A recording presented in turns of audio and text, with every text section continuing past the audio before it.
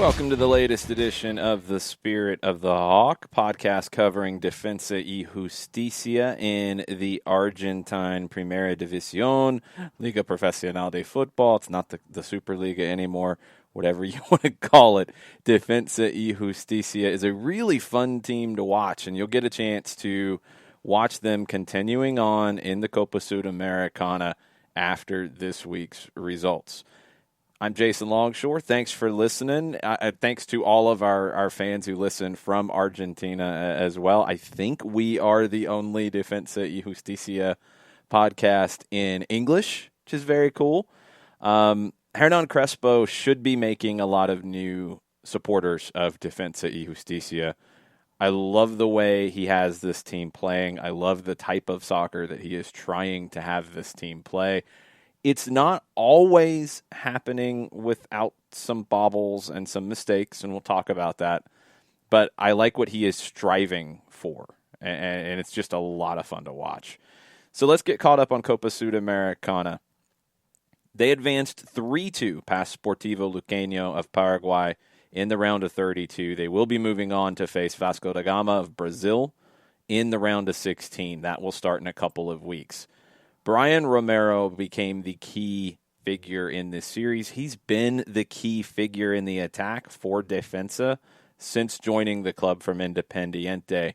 5 goals in 7 matches since joining, and Crespo made a decision to move him to the number 9 position. He's typically played on the wing.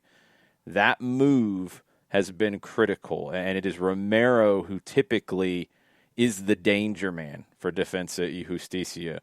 More goals out of the play that they're producing is something that this club needs going forward. They can't always rely on Romero, but he has been the most valuable player for this team so far. He scored the winning goal in the first leg in Paraguay, assist from Ciro Rios. Defensa had equalized on an own goal. They conceded in the 8th minute. They got the 2-1 win in Paraguay. Then you come to Varela, and they conceded right before halftime. Ezequiel Unzain, not a great series for him against Luqueño. He gave up a goal from near midfield in that first leg. Second leg, right before halftime, it's a free kick. He bobbles it. I do think there was an offside decision that was missed by the assistant referee in this. No matter, Unzain has to do better there. He can't bobble that in front. He's got to either make that catch cleanly or punch clearly. He doesn't. They give up the goal right before halftime. Now they have the away goal advantage, but it's dicey in the second half until Romero puts it away fairly late. He wins the ball back near midfield and then makes a strong run through the middle to receive the pass from Washington Camacho to convert.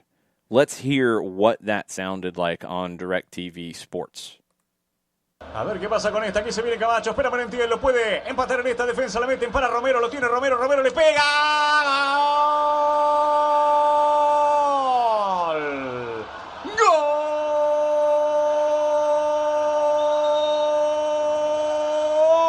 De Defensa y Justicia. Llegó Brian Romero para romperle el arco a Campese. Ahora, Defensa y Justicia, Sportivo Luqueño, están 1-1. It was Romero's goal that sealed everything. Defensa goes through 3-2. One other player to mention from this match. Huge performance from Adonis Frias, center back. Outstanding in the second leg. Man of the match for me. 3 interceptions, won 7 tackles. He won 10 of his 11 duels on the ground, according to SofaScore. Passed at an 89% clip. He had 2 shots. He was huge in my mind in maintaining possession, but also dealing with counterattacks when Luqueño had those opportunities. This is something in the system that Defensa plays. Their center backs have to be strong on the ball. They have to pick their spots in going forward and joining and creating overloads, but they have to deal with these counterattacks that are just going to be produced. It's the way Defensa will play. They're going to give the other team some opportunities. Center backs have to be able to deal with it. I thought Frias did a great job with that here in the second leg. After the match, Hernan Crespo talked about it a little bit. He said he felt the team lacked some precision, but they were deserved winners. He also said that to play in the way that Defensa wants to play, They have to be fit enough to do it. If they are not, when they get tired, mistakes happen and that precision is lost. That's something that has to improve. It's something that the team's going to have to figure out how to balance when you do have these weeks like Defensa has had for a while now, where you're playing on the weekend, you're playing in the midweek. Let's get into a little bit of an effect of that. And I think the Copa Liga Profesional de Football kickoff, round 1, showed how difficult that is for a team like Defensa. It's a disappointing result in round 1 at home against Colón. They lost 3-0. Now, they dominated possession at 70%.